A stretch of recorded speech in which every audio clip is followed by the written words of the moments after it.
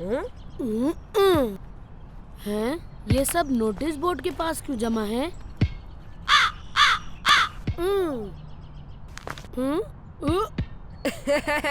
अच्छा।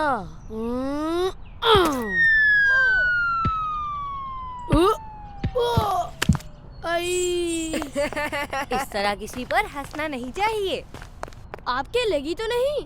नहीं, छू कर गुजरी है और मैं हवा से गिर गया। ये बताइए कि नोटिस बोर्ड पर क्या लग गया कि सब नोटिस बोर्ड ही देख रहे हैं। एग्जाम की डेट शीट आ गई है। अब आप भी पढ़ाई में संजीदा हो जाएं। अगले हफ्ते से पेपर्स हैं। आपको अपने गुस्से पर काबू रखना चाहिए बबलू भाई। इस तरह रिएक्ट नहीं करते। अब आप खेल को छोड़कर पढ़ाई पर फोकस कीजिए। अगले हफ्ते से पेपर हैं, यानी अब तो पढ़ना होगा। लेकिन मेरे लिए क्या मसला है?